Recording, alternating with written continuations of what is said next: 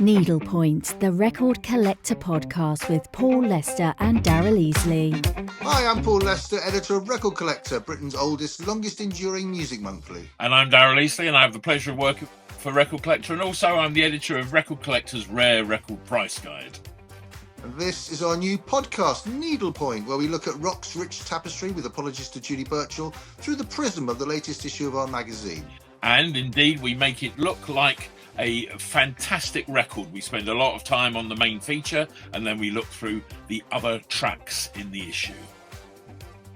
Indeed, and we're going to start off this month with Bob Dylan, who's on the cover. Yeah. The cover in 1965. I hope that's correct. Yep. And chiming quite nicely with contemporary events, actually. We've got Bob Dylan on the cover of this issue, and a couple of issues ago we had Led Zeppelin on the cover. We didn't know at the time that we put Zepp on the cover at the point of commissioning the article that they'd be all over the media with their documentary being Led Zeppelin. And the same with Bob Dylan, actually. I have to be honest, when I commissioned this cover story, Richie Unterberger, great writer who's written books on Dylan and the Beatles and others, I didn't know at the point of commissioning that Dylan was going to be the subject of a Hollywood biopic.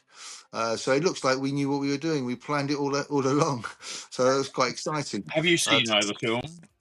I haven't seen the film yet. I'm very much looking forward to seeing it. Right. Have you seen it? I have, yeah. I think it's on streaming now. It's well worth it. 2 hours, 20 zip by. It's, you know. Dylan in 65 captured that year, or is it the build up to 65? No, it's or is the build up to 65. It starts with him arriving in New York, and then it ends at Newport. And it's great because, you know, it's a film and there's lots of sort of liberties taken here and there. Like the famous Judas shout, which was at Manchester, is put into Newport. And sometimes it's a bit like, oh, hey, there's Peter Yarrow. What are you doing in the background, Peter? A debtor. How lovely to see you. You know, so... And one of the characters doesn't actually appear in the film. Is it Suze Rotolo? No, she's given another name out of sort of respect, it was said, something like that. I can't remember what name it is. Our listeners will know what it is. It's like Sarah Rotello or something like that. Right. But it's clearly the same person. Yeah. I think it assumes, I guess, that as we did, that 1965 was the key, was Dylan's main, you know, the year of his most seismic work.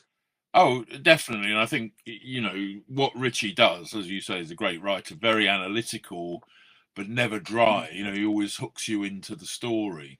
You know, just...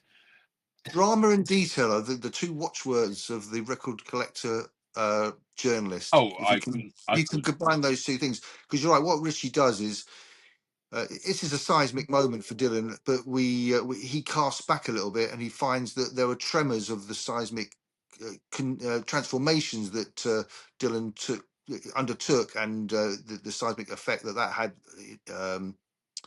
on rock music. He could detect tremors of that in 63 and 64, and that's what this feature does. It casts back a little bit.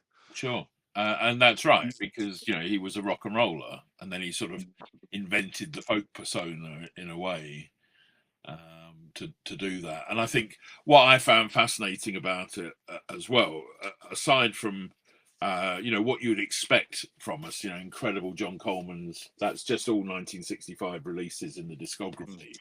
But what I didn't really know was that he did that session with sort of Manfred Mann and all those cats. Not Manfred Mann, John Mayall and the Blues Breakers, yeah. It was there. We got a great interview with Huey Flint there. The session that time forgot, that's right. Yeah, no, very much so. But what it did I was going to say, Daryl, how much money would you need to have at your disposal to purchase every single one of those Dylan 65 records that appears in the discography? That's a very good question, Paul. And if you'd prepared me, I could have maybe even worked it out. I'd say about, let's have a look, 15 grand. I mean, not, you know, considering that's one single in other cases. I mean, the ones to watch out for, there's a Like a Rolling Stone acetate, which is 2,500.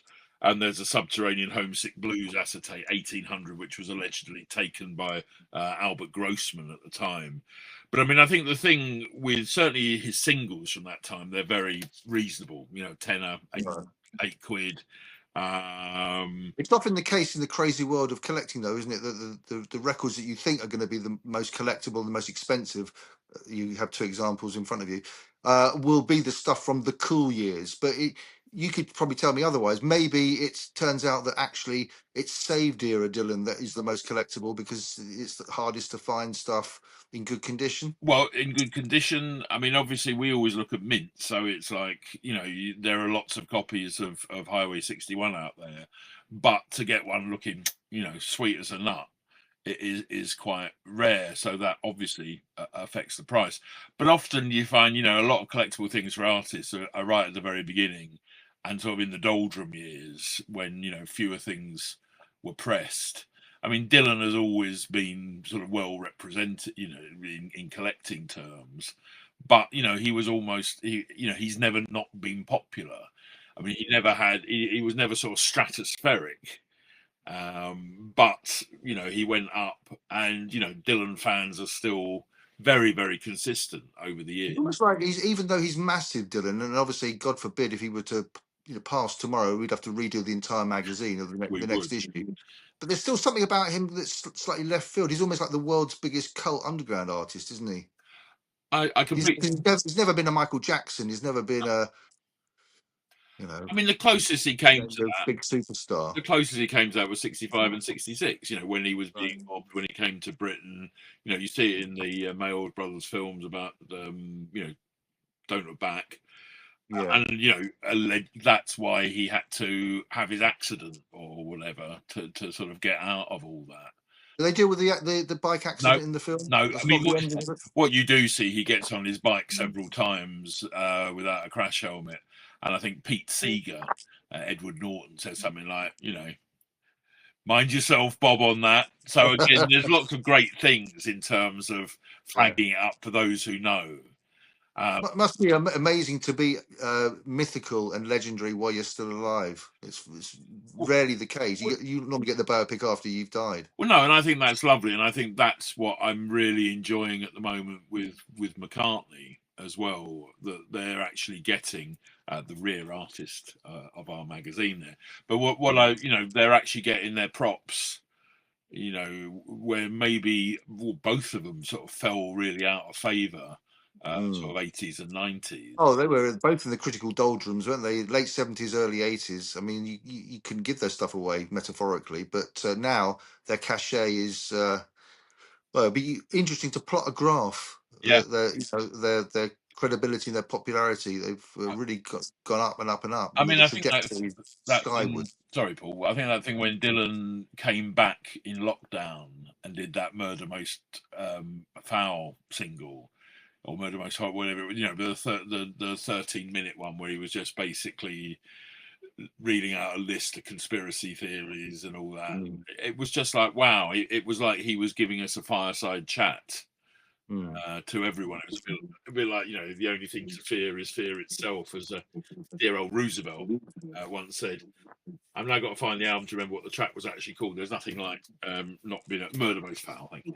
Yeah, very good. Look at that. Yeah. JFK. And the Daryl Easlea of his era. Oh, I don't think he's more than Paul Lester. Hey, it's interesting having Dylan. Obviously, Dylan on the cover 65 is fascinating, and I didn't realise at the time really wasn't a deliberate move. But we have across the top of the magazine an artiste whose output from 1964-65 presents a slightly different version of America of the period, more of a Mad Men America. Yeah. Not so countercultural, much more kind of sophisticated and suave. Lots of men and women having affairs, chinking glasses and drinking expensive alcoholic drinks. There we have it. An interview with Dionne Warwick. Yeah. It's a great interview. Really She's obviously going to be one of the last artists of her generation that's going to be able to speak to us in such detail. She's what, 85, 86? Yeah. She's really sharp and on the money, and Rob gets a great interview out of her about her work with Bacharach David, falling out with Same, Yeah. and going losing her commercial way in the 70s and 80s. We're just talking about 70s and 80s credibility, and how easy it is to lose it, even if you're Bob Dylan. But it's a nice balance between Dylan's version of events of the post JFK era and the Dionne Warwick version of events. Very much So so. great issue. And I'm going to remind myself what else we've got in the. I mean, Well, go on. What do you think of Dionne Warwick? Are you a fan? all I was going to say is Dion is one of those artists where, you know, I always call them, I like to call them iceberg artists, because you only actually see the very tip of their career, and everyone thinks, oh, Bacharach and David, that's great. And undeniably, I mean, you just listen to any of those sides, and they're just, you know, to use the cliche, fresh as a daisy. But you know, I was driving the other day, and San Jose came on the radio, and it's just like that combination of, you know, is nothing finer, classic writing, words and music together with exactly the right singer, and you think, wow, you can see that. But that's, you know, that was 5 years of a career in the 60s, and I think for Sure. me, being an old Essex soul boy, the 70s stuff she did when she was working The Tom Bell years. Tom Bell, and Detroit Spinners were around and all that, giving some vocals on it. I just Then came you. And in fact, the track that I chose for the staff list, where every month we choose a track by Yes. by either the cover artist or the artist dropped in across the top of the magazine. Yeah. I chose a track from Pick of the Litter, the Spinners album from '75. Yeah. Which I don't think she's even credited on the sleeve. Right. Yeah. And I picked one from the album she did that year as well, Once You Hit the Road. I mean, it's just lovely. For anyone that hasn't heard those albums are really worth checking out. And some she put an E on the end of her name, didn't she? I think that was partially contractual to get away from Scepter. But you know, if you think of like Elton doing "Are You Ready for Love," yeah, that sort of beautiful string mix, the Philly sound, you know, and she is delightful. Well, she did an album, didn't she, with Tom Bell, Track of the Cat? Is that what Yes. it was called? Yeah. I think last year Bob Stanley attempted to resuscitate that album critically. He started writing about it and singing its virtues. But clearly, yeah, it's very easy to dismiss Dionne Warwick as an artiste whose finest work was all in the 60s. But there's definitely stuff to look out for. Although beyond that yeah, point. you know, All the Love in the World and Heartbreaker, when she went with the old Bee Gees. Well, Barry Gibb, yeah, that's right. Of course, she had not just a second win. You know, that's kind of doing it a disservice. It was yeah. I mean, All the Love in the World. I mean, Heartbreaker was the big one, but you listen to All the Love in the World, and you, again, absolute craftspeople at their finest doing their thing. So, listen to the top of the show. I mentioned that we were 45 years old. I said that we were the Britain's oldest music magazine. We are 45 last year, 46 this year. One of the features that we'll be doing regularly since our 45th anniversary issue is the 45 singles of a certain city. It's been a great series, hasn't it? We did Liverpool, we did Manchester, we did Leeds, I think. Did we do Leeds yet? We did Sheffield, we did Birmingham.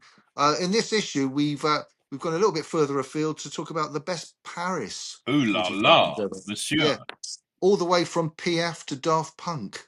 Amazing range, isn't it? Amazing range. Good choices. Well, I love, it's got Bonnie and Clyde, it's got Jacques Dutronc in Moi,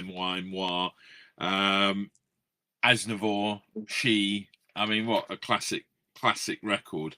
But then you've got as done by Costello for the was it for Notting Hill? Notting Hill, that's right. But then you go MC Solar, Stereo Lab, even Desireless, Voyage, which was one of those great sort of mid-80s numbers, you know, the Euro hits of the mid-80s. See also, I think a Melody Maker Single of the Week by Chris Kirk, if memory serves. Right, yeah, I can just see that. A useless bit of information that's never going to be of any use. Oh, I don't know. I quite like it. Lizzie Mercer de Two in there as well. Ah, yes. Magma. Yeah, it's nice to go all the way back and then to bring it up to date. You know, cities don't like Dionne Warwick, like Dylan. You could dismiss them as having a moment, but actually, if you delve a little deeper, there's always stuff there that's of interest, and hopefully that comes through in the Paris 45's feature. No, very much, and I think the 45s thing is such a rich scene, because I was looking at the calendar we did, which obviously the new one's coming out in November. which I put together, and I did the first one, 45 years ago from '79 when we started, looking at singles of that year.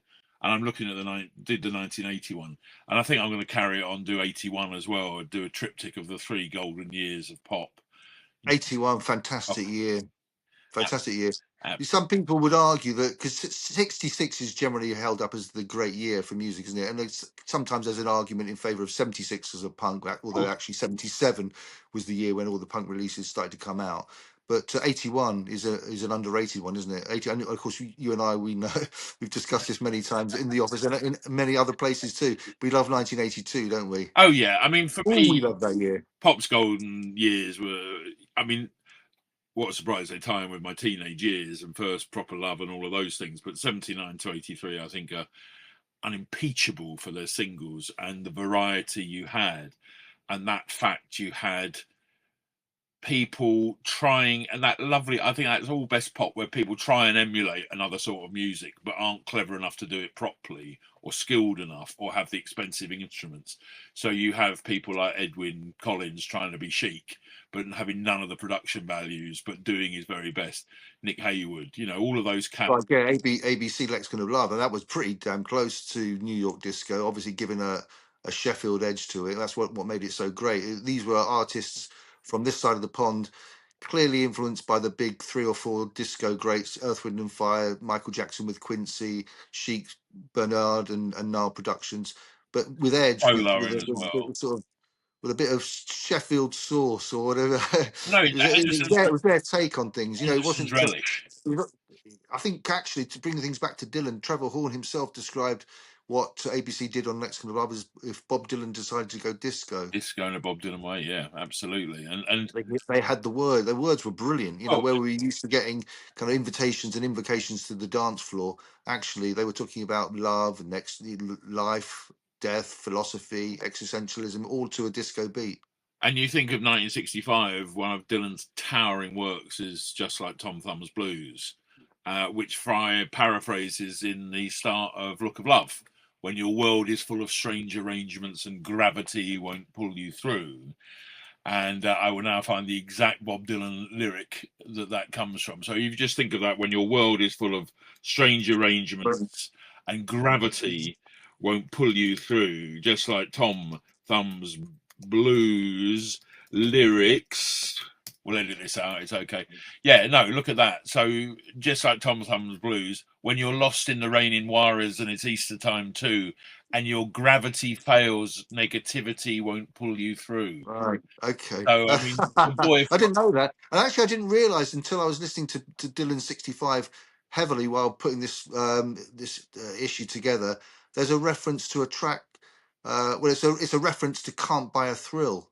Yeah, And I guess it's on Highway 61 Revisited. I had no idea. I've been listening to Steely Dan for 40, 50 years. I yeah. had no idea that they took, if they did, take the title for their debut album from Highway 61 Yeah. Revisited. Because I tend to think of Steely Dan as being outside of the rock pantheon, outside of the Beatles, that trajectory, that sort of version of events, but clearly not. And then if you listen to Donald Fagen's voice, his singing voice, he's kind of pretty Dylan-esque, isn't Yeah, he? yeah. I mean, you're completely right. I mean, I think it's like the people who sort of deny Dylan or deny the Beatles of that generation that had the hits in the early '70s and early I think they're fibbers.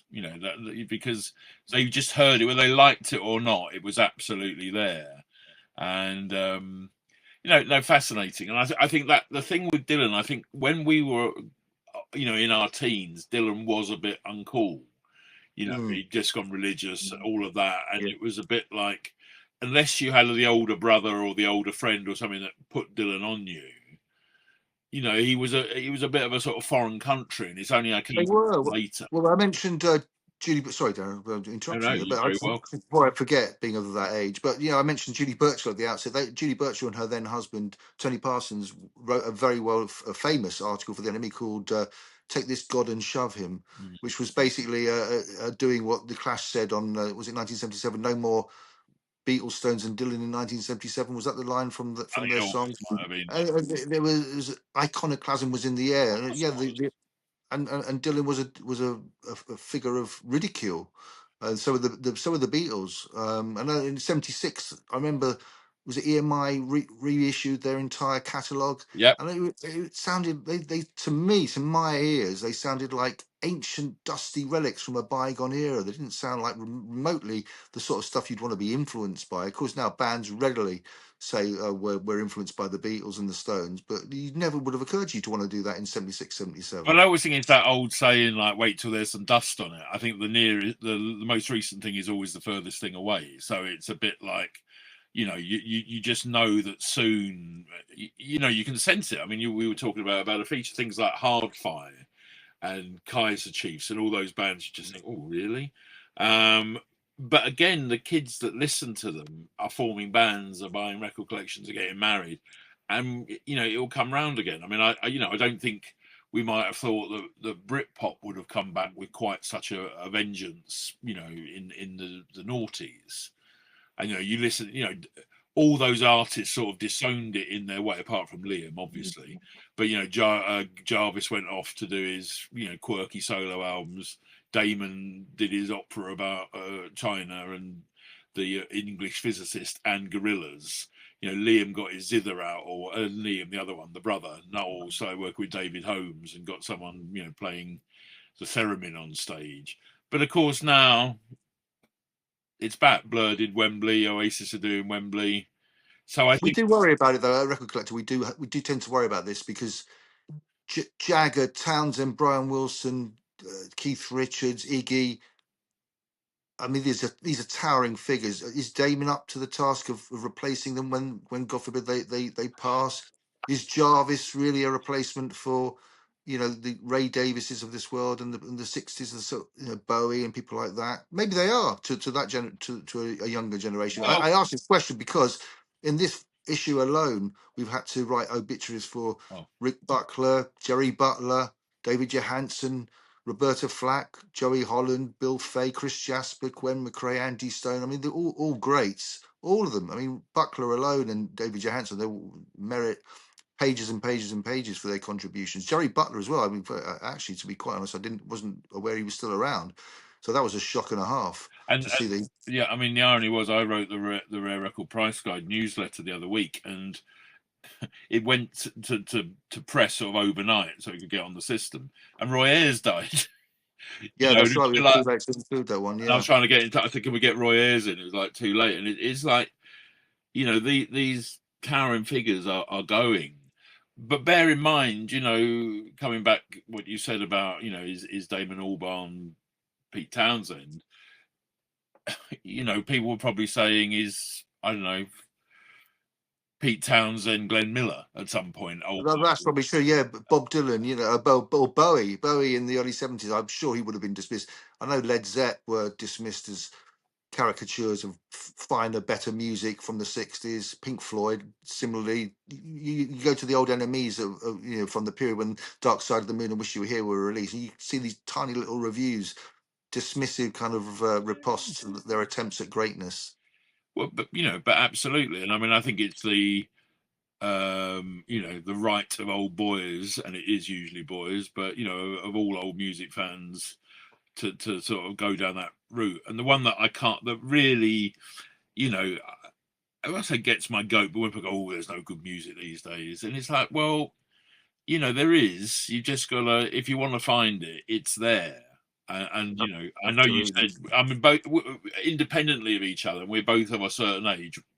Mine's slightly less than yours, but we've both seen brand new bands independently in the past since the last podcast. Absolutely, yeah. I mean, I used to write a column for the Guardian newspaper, an online column, which I did it every single day for 12, 13 years. And it was called, brilliantly succinct, New Band of the Day. And I used to do it, wherever I was in the world. I happened to be in Israel one time. I wrote one there, Beirut. And anyway, but the point is, Yeah. I actually love new music. I would be very disappointed as a reader of Record Collector to find out that the staff only liked old stuff. I know. I mean, I think we cover retro rock really well, soul really well, stylistics for the love of all that is holy. In this very issue, the first ever appearance by the stylistics, I would contend, in a major music monthly, like ever. Have you ever seen one? Anyway, so love old music, love new music. So I went with two of my kids actually to a concert at the Coco in Camden. A character called Toro y Moi, Mm, aka Chaswick Bradley Bundick, who actually appeared in our pages about 2 or 3 issues ago. A progenitor of something called Chillwave, which is essentially a lone laptop boy in America playing synth pop, but 20, 30 years later, washed out, neon Indian. There's so many kind of purveyors of this music. Anyway, Torre was fantastic, well worth checking out. And if only because the sound is so great. You know what? I love speakers and I love headphones. I love gadgetry. And every time I go and try out a new pair of speakers or headphones in a shop, I go straight to Toro y Moi and a track called Freak Love. It's a fantastic sounding piece of music. But you know, if you like 70s funk and if you like blaxploitation music and if you like 80s disco, this is a character who okay. unironically pieces together records with a love of all that stuff, clearly at the forefront of his imagination. And he does a lot of the music himself. He's a bit of a Todd Rundgren behind us, the original solo wunderkind. He's a bit of a latter day Todd. Anyway, what have you been up to, I was Daryl? just wondering if you were going to get Todd in that part of the phase there. Well, no, of new bands, I went down to Jack White's place, you know, Third Man Records in London, and they've got this little performance space underneath. So I don't know if you've been there, but it's tremendously cozy. And there's this group called Memories of Speak, spelt like Liverpool. No, it's actually Memories of Spec, but it's spelt like Speak in Liverpool. SPKE. Yeah. And they tick all of my boxes. They're high concept, great pop, intelligent, stage presence. I mean, they crammed about 6 of them onto the stage. Girl on cello in the background. What I loved was they had the second singer, the second backup singer was a bloke, and the main singer was a woman. And he was just very much in the background, you know, doing a bit of doo-wopping and a bit of whatever. And I got what I really got was early Roxy, Deaf School, Sparks, clever, you know, almost too clever for the mainstream, but not in a sort, not in some sort of ooh, look, it's a hoity-toity. Trust Daryl to like someone like that, but it's not like that at all. It's really inclusive, great songs. There's 2 tracks out at the moment. One's called "Wife Once." I was a wife once, and they've got this video where they're all, I think they're all sort of a bit performance arty and things like that. You know, a bit dry cleaning, a bit wet leg, a bit sort of 2-word English teacher, back bathroom, scullery maid. Some of those groups are true and some of those groups aren't. A lot of those groups you just mentioned, like dry cleaning, and I always confuse them with some of the other ones you just mentioned. What are the other ones you just said? English teacher, English teacher. Yeah, I mean, sports it's team. very. We must stress that. Yeah, we write about the classics, but every issue, 16 to 18 pages, are devoted to new releases. Some of those releases obviously are classics from Yeah, the yeah. 60s and 80s, but a lot of it is based on brand new And you've releases. And also we, got J.R. Moores does his fabulous. He took over from Ian McCann, and yeah, the absolutely singles page. brand new singles. You know, really, you know, Les Big Bird, Phenom, who 2022 they came together. You know, you got all of that in there as well. But I'd love to do a quiz night where you do a list of you know, true or false. Is this a band like Back Bathroom, Bent Knee, Dodgy Back? Just when you think of all the combinations of words have been used in music band title nomenclature, along comes well Nomenclature. nomenclature. Here's another one. They There's were Deadly they were Single on One. because there's that was that old thing about Britpop. It was the Britpop generator where you took a footballer's surname and something you'd get from a chemist. So it's Right. like so the single was one and the band was the other. So Paracetamol by Toshak, or was it Toshak by Paracetamol, Yeah. or Keegan by Aspirin, or etc. Anyway, we digress. Of course, We do digress. We should mention the fact that we have also in this issue great mix of stuff. We've had Dionne Warwick, we've had Bob Dylan, we've best Paris 45s ever, but stylistics. But alongside those, you couldn't get more diverse or sort of more disparate characters than Chuck Prophet of Green and Red and Blancmange, a great synth duo from the early 80s. One of the great synth duos, along with, oh, I don't know, Cabaret Voltaire, DAF, Erasure, Associates, Yazoo, OMD, Tears for Fears, Pet Shop Boys. Who were the very first synth duo? Would it be Sparks? Well, no, because Sparks were a band first, weren't they? And then They even were a when they band. were a synth duo in '79, they had a drummer. Strictly speak, but the idea of Awesome drum. the poker-faced keyboardist and the sort of flamboyant, gregarious frontman, wasn't that minted by Ron and Russ? Well, discuss. I mean, Suicide are in there. Suicide, of course, yeah. Well, I mean, I think the moment Mark Almond went on telly, though, I mean that the plates shifted, because there you really did have an obvious template, and you can say, you know, they got it from Sparks. And it's interesting because when I did my book on Sparks, I spoke to Dave Ball, and he said we weren't really, you know, we were aware of Sparks, we weren't that influenced by them. But I suppose when you see them, you do have the curly-haired prancer and, you know, the taciturn cash boy behind the keyboard. So you can understand why you would think that. Were you? I don't. I was never really a big fan of Blancmange. They were, to me, the tail end of all that great, what Paul Morley described as new pop stuff. I have to say, Feel Me, when that came out, I couldn't believe it. And for me, they never did it on album, but on 12. And when Living on the Ceiling came out, I couldn't believe it. But the one for me, Waves, which was his, you know, Scott Walker, you know, the B&M bargain Scott Walker. That's not fair. Actually, you've just raised a good point. I'm just going to interject at that particular juncture. But a lot of the synth pop groups, although they get sometimes dismissed as for being cool and calculating and cold, and they had some great crooning frontmen, didn't they? Definitely. Glenn Gregory and Phil Oakey and Martin Fry and the chap Neil Arthur from Blancmange. These were proper singers, weren't they? Oh no, they were, and they were, you know, and obviously it ties in with Julian Cope rediscovering Scott Walker at that time as well. Yeah. I mean, the best example of that, there was a group called White and Torch, and they won David Essex's, you know, TV star time along with that great Philip Japp, the great lost Trevor Horn production. And they did a record called Parade, which to me is as central to 1982 as any Look of Love, or, you know, Love Plus One, or You're the One for Me, D-Train. D-Train. Ooh. When was Peach Boys? Don't Make Me Wait. Was that 83? 83. But you know, incredible scenes, and they was just he does this Scott Walker thing. Fire Escape from the Sky. However, well, I must say on here, there's a song called Terrible. I mean, you'd never do printing like that these days, sort of gold on a sort of grey. But there's a song there called The Game Above My Head. And I don't know, you were probably too. Did you ever have any bedroom miming records? You said phones on them, you know. I mean, weirdly, I used to do bedroom miming to Frankie Goes to Hollywood's Two Tribes a lot. Right. Oh, well, then you're older than me, do that. Well, that makes me feel a lot better, because that Simple Minds love song as well. I used to, you know, with the start. I did all the part. I did the ped drums. I did the Marco Tool bass line. Obviously, I loved it when they did their 11th. No, was it their 9th week on Top of the Pops with Two Tribes, and they all swapped instruments. Yes.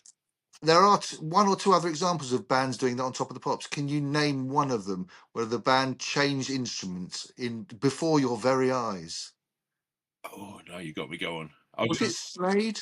I actually don't know the answer. Actually, no, it's not. I thought you might know. Well, no, you had that where Madness and Special swap bass players, didn't you? Oh, you had John Peel on mandolin, didn't you? That was in You Wear It Well. Yeah. And you had Elton, of course, but he is a piano player on Get It On. Oh, no, you had John Peel was doing. It wasn't You Wear. Oh, well, he might have done that as well, but it was Si Toi Dire Partir by which brings us back to Dylan. If you got to go now, by the Fairport Convention, I believe. Right. Well, it's good to throw it open to the listeners. Yes, please tell us. Out there knows. Tell us. Apart from Frankie Goes to Hollywood, who swapped instruments for one of their Top of the Pops performances. And when we can afford it, we'll have something that runs along the bottom that tells us that. But what about Oh, yeah. this? This was the last great record. After that, it all got a bit. The Day Before You Came was all right. That's like what it is. But Blind Vision, right? Yeah. Was recorded in Sigma Sound, New York. John Luongo, or however you say that. Wow. Delette MacDonald, who was with Talking Heads and A Bride of Funkenstein. Jocelyn Brown on B-Vox. Somebody else's guy. David Rhodes on guitar from Random Hold, who then went to Gabriel. Crispin Keogh on sax, who was one of those characters you looked on the back of Funk sleeves. Who Robert Funk on trumpet. I mean, you know, and I just like I could go around the whole bedroom. Blind hope, blind vision. So that's weird. That's interesting. So the idea that Blancmange, like their synth pop contemporaries, were studio solipsists doing all of it themselves, and it's just their own kind of cold futurist vision. You've just given the lie to that, because you're telling me that actually on one of their records, the cream of New York sessionati appear on the records. Well, I think it became a thing, though, didn't it? Like Soft Cell went and did non-stop static dancing in New York. I think there was a definite, you know, that danceteria scene and all of that, a sort of flight path into New York for a lot of alt bands. And the remix album, where you just alluded to non-stop exotic dancing, the Human League did their one, didn't they? Love and Dancing. Yeah, Love and Dancing. The League Unlimited Orchestra. League Unlimited Orchestra, yes. Dave Allen? Dave Allen was, but not that Dave Allen. Yeah, not the Gang of Four Dave Allen, the other Dave Allen. Well, actually, I think has appeared in the VAF pages in the last couple of years, the other Dave Allen. I was just looking there. I can't get it because I've got some books in front of it. But of course, one of the great mini albums of the time in the early 80s was a cornucopia of the mini album, Dance This Mess Around by the B-52s, where they took the mini, Party Mix, of course, was the album. Dance This Mess Around was on there, which came as the stopgap after the Yellow and the Red album, when they were trying to get Mesopotamia together with David Byrne. It was a bit of a difficult session, so Ireland brought that out. 81, the high watermark. 82. You love B-52s, don't you? I adore the B-52s. Have they finished? Are they broken up? No, the main three are still together. They play Vegas and places like that quite often. I mean, you know, I thought they'd retired. I thought they announced their retirement last year. Have you noticed, though, Paul, bands sort of do that from time to time, and then yes, they keep coming back. Yeah, I mean, I know they give the opportunity then is to get another appearance in Record Collector, which is a terrific magazine. And I notice on your wall you have you can't see that, folks, but the behind in the Leicester Towers there, behind him there is a picture of Frank Sinatra on the wall, and of course Frank Sinatra was the original retirer and returner. So you know. Yeah, this is Frank caught at the beginning of his career after being arrested for it was a mild misdemeanor, I think, but he looks terrific in the shot. Yeah, no, absolutely, and I do very much love the B-52. So Blancmange, and the other thing with Blancmange, they were produced by a man called John Williams, not Cavatina, not the purveyor of soundtrack music, and not soundtrack John Williams, John Owen Williams. Who then went on to do The Beautiful South and House Martins, and works a lot now in Paul Heaton. He's sort of Paul Heaton's producer, and he's one of those really sort of successful behind the scenes cats who's been on, you know, his hands have been on many hits. But when I met him once, I got very excited about Blancmange, and that's like the original producer of ABC's Tears Are Not Enough was a Steve and there was another Steve Brown. There was another Steve Brown that then later worked with the soul singer from Birmingham, female. Yes, and that Steve Brown also then founded the Fisherman's Friends, I think you'll find. Right, and one of them passed recently, but it wasn't the Steve from Tears Are Not Enough. Yeah, no, it was the Steve from Tears Are Not Enough. It was that Steve. Because he then produced Wham, didn't he, afterwards? Right, okay. But the other Steve Brown, he went into sort of easy listening and things like that. But I think at the term is an industry veteran, like yourself. Much like ourselves. Much like ourselves. So what have you got? What have you been listening to, Paulie? That's a very good question. Well, I generally tend to listen to the music by artists that we're featuring in the magazine, but I've been playing a lot. Everyone is romantic. Everything is romantic by Charlie XCX. Oh right, yeah. Absolutely fantastic piece of music from from Brat that came out last year. So I'm a little bit behind the times on that. But another person I did for my Guardian New Band of the Day column, but about 15 years Charlie ago, XCX. I had no idea that she would one day be one of the a star of such magnitude that she could fill out a stadium. I just thought she was doing fairly interesting stuff with electronic instruments in her bedroom in Essex, wherever it was. But anyway, everything is romantic. I need to check whether it's everything is romantic or everyone is romantic. Everything is romantic. A fantastic piece of music. I just can't stop playing. I must have played it 200 times in the last couple of 200 weeks. times. That is Yeah. that is a lot. That is a lot. Whole lot of It is. listening there, mate. Do Very you good.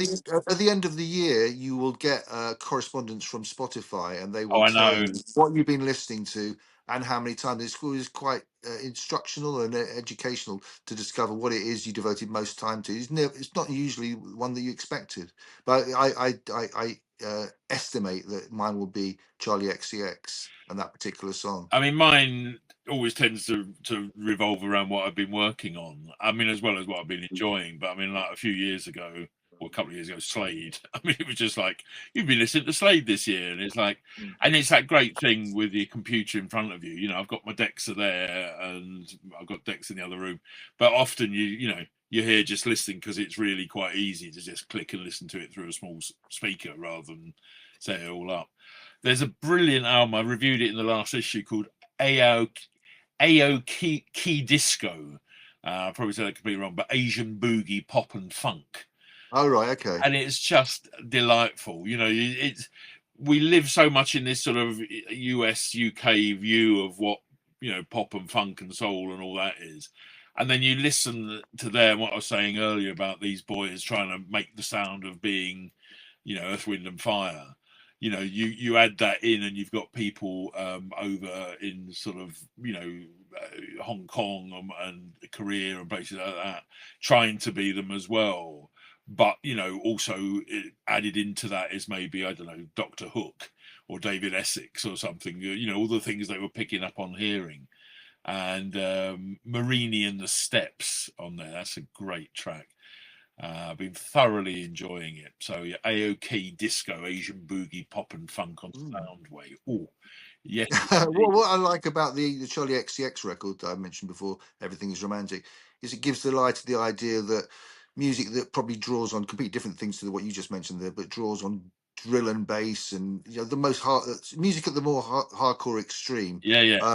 Can be moving, can be poignant. I mean, this is an incredibly poignant record. I'm not entirely sure what the point is she's making on the track, but there's something about it that is, when you look back at 2024, 2025, this will be one of the records that will help to capture in your mind's eye the feeling what it was like to be alive and experiencing things during this time. Because I know we tend to lionize, we talked at the beginning and throughout today, 65, 66, we bang on about how great it was and we make people feel, we wish we were there, we make people feel a longing for that period. But actually, great things are happening today. It's never, you can never say it too many times. And I think one of the things I would reiterate is why I wanted to take the job at Record Collector, why I wanted to work for Record Collector, because this is a magazine that doesn't shut up shop after 1969 and lose interest. We're still open to discovering new things, and we're open to believing that the best record ever made has yet to be made. Yeah. And I think if you lose that, then you've lost it all. But if you can retain that feeling, and hopefully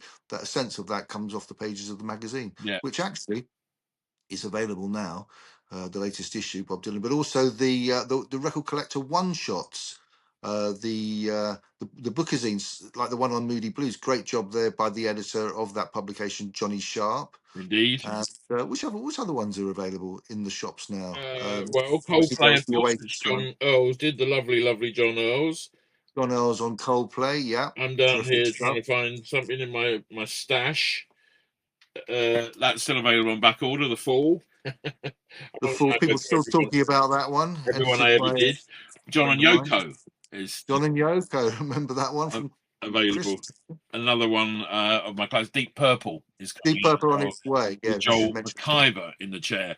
And of course, the Rare Record Price Guide is available. Not that we're one walking advert at the end here because we're actually sitting down, but I'm having great fun. I'm working on the next one already, and I'm very excited to be going to Den Bosch, which is the world's largest record fair, in April to talk about the book. I'm going to play some records as well, which I'm really looking forward to doing on stage. So yes, Record Collector is the gift that goes on giving. Isn't that right, Paul?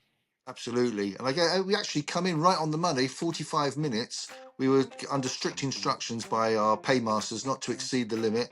And it's been a real pleasure chatting to you about pop music, as we tend to do anyway for our jobs. We were saying the other day, weren't we? We were kind of all grouped around Val, the design editor's desk. And we were looking at pictures of Dr. Feelgood and trying to decide which one to put on the cover. And we were just thinking, do we get paid for this? So we count our blessings, and we thank everybody for paying attention to what we had to say today, and hopefully we'll be doing it again in a few weeks. Thank you very much. It's a goodbye from me. I'm Daryl Easlea. And I'm Paul Lester. See you soon. What a scene. Needlepoint, the Record Collector podcast with Paul Lester and Daryl Easlea.